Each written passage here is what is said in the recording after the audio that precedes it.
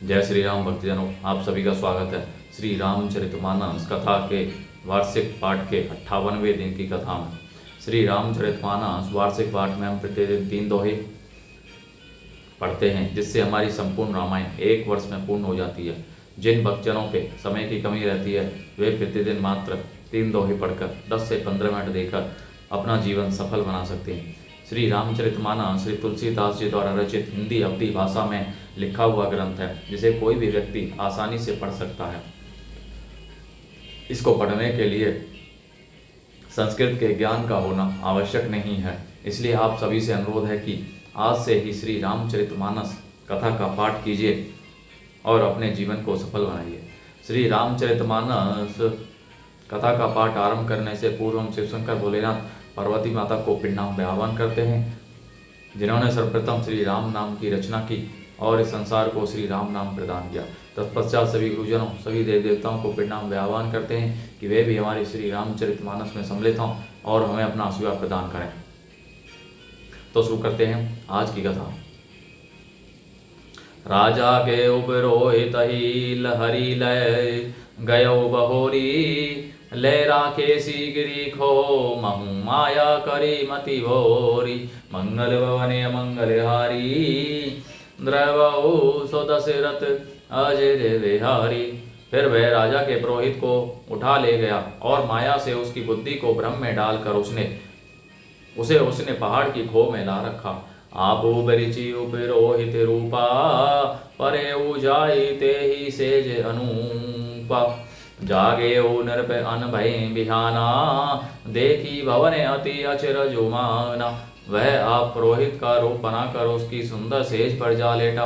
राजा सवेरा होने से पहले ही जागा और अपना घर देखकर उसने बड़ा ही आश्चर्य माना। मुनि महिमा मन महु अनुमानी, उठे ओ गवही जेही जान निरानी। कानन गयो बाजी चढ़ी ते ही, पुर नर नारी ने जाने उगे ही। मन में मुनि की महिमा का अनुमान करके वह धीरे से उठा, जिसमें रानी ने जान पावे। फिर उसी घोड़े पर चढ़कर वन को चला गया। नगर के किसी भी स्त्री पुरुष ने नहीं जाना। गए जावे जोग भूपति आवा, घर घर उद सब बाज बधावा। उपरोहित ही देख जब राजा, चकित बिलोक सुमेरी सोई काजा। दोपहर बीत जाने पर राजा आया। घर घर उत्सव होने लगे और बधावा बजने लगा।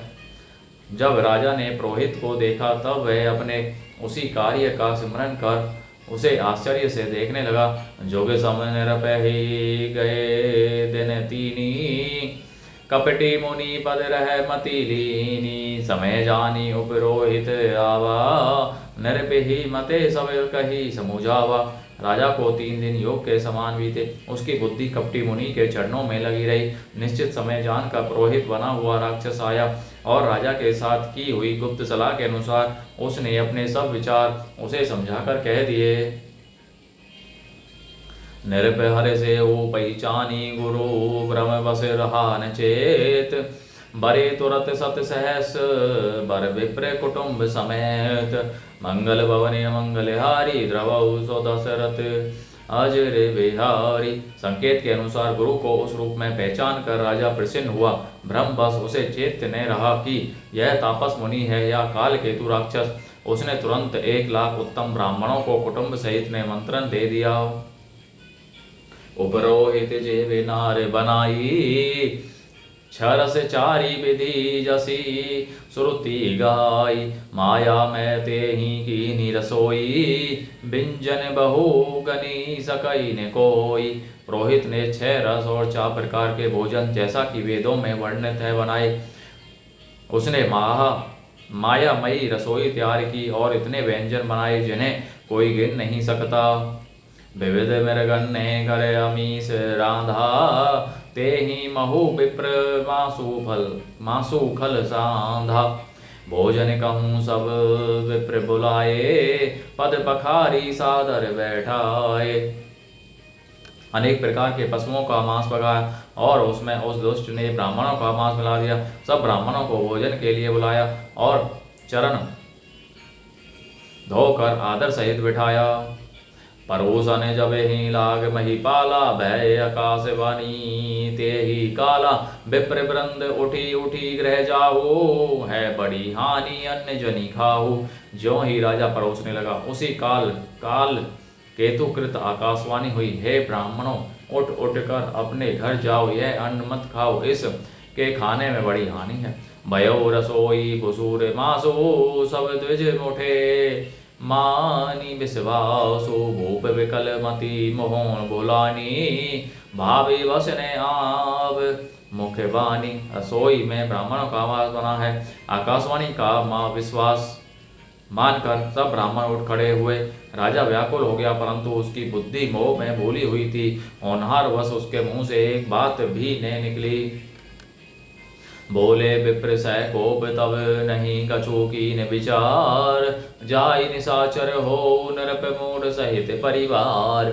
मंगल भवन मंगल हारी द्रवऊ, सो दशरथ अजर बिहारी। तब ब्राह्मण क्रोध सहित बोल उठे, उन्होंने कुछ भी विचार नहीं किया। अरे मूर्ख राजा, तू जाकर परिवार सहित राक्षस हो। छत्र बंधु ते विप्र बुलाई, घाले लिए सहित समुदाय। ईश्वर राखा धर्म हमारा, जे हसी ते समेत परिवार। अरे नीच क्षत्रिय, तू ने तो परिवार सहित ब्राह्मणों को बुलाकर उन्हें नष्ट करना चाहा था। ईश्वर ने हमारे धर्म की रक्षा की, अब तू परिवार सहित नष्ट होगा। संबत मध्य नाश तब हो, जलदाता ने रही कुल को। नृप सुनी श्राप विकल अति त्रासा, भय बहोरी बर गिरा आकाशा। 1 वर्ष के भीतर तेरा नाश हो जाए, तेरे कुल में कोई पानी देने वाला तक नहीं रहेगा। साफ सुनकर राजा भय के मारे अत्यंत व्याकुल हो गया। फिर सुंदर आकाशवाणी हुई, विप्रहु श्राप विचारी ने दीना, नहीं अपराध भूप कछु कीना। चकित विप्र सब सुनी नववानी, भूप गयो जहें भोजन खानी। हे ब्राह्मणों, तुमने विचार कर श्राप नहीं दिया, राजा ने कुछ भी अपराध नहीं किया। आकाशवाणी सुनकर सब ब्राह्मण चकित हो गए। तब राजा वहां गया जहां भोजन बना था। तहेने असन नहीं विप्र सुवारा, फिरे राहु मन सोचे अपारा। सब प्रसंग मरी सुनने सुनाई, त्रसित परे हो अवनी अकुलाई। देखा तो वहां न भोजन था, न रसोईया ब्राह्मण ही था। तब राजा मन में अपार चिंता करता हुआ लौटा। उसने ब्राह्मणों को सब वृत्तांत सुनाया और बड़ा ही भयभीत और व्याकुल होकर वह पृथ्वी पर गिर पड़ा। भूपति भावी मिटई नहीं, यद्यपि ने दूषण तोर किए अन्यथा होई नहीं। विप्र श्राप अति घोर, मंगल भवन अमंगल हारी। द्रवौ सुदशरथ अजर बिहारी। हे राजन, यद्यपि तुम्हारा दोष नहीं है तो भी होनहार नहीं मिटता। ब्राह्मणों का श्राप बहुत ही भयानक होता है, यह किसी तरह भी टल नहीं सकता। बोलो जय श्री रामचंद्र की जय। सिया रामचंद्र की जय। शिव शंकर बोले नाचे, पार्वती माता की जय। सभी गुरुजनों, सभी देव देवताओं की जय। बोलो जय श्री रामचंद्र की जय। आप सभी से अनुरोध है कि श्री रामचरितमानस कथा को अपने बंधु बांधवों, मित्रजनों, सगे संबंधियों को भी पढ़ने के लिए कहिए। साथ ही साथ अपने घर के बड़े बूढ़ों को अवश्य सुनाइए, जिससे वे अपने जीवन को सफल बना सकें और आप परम पुण्य का भागी बने। बोलो जय श्री रामचंद्र की जय। जय श्री राम, सिया राम, सिया राम।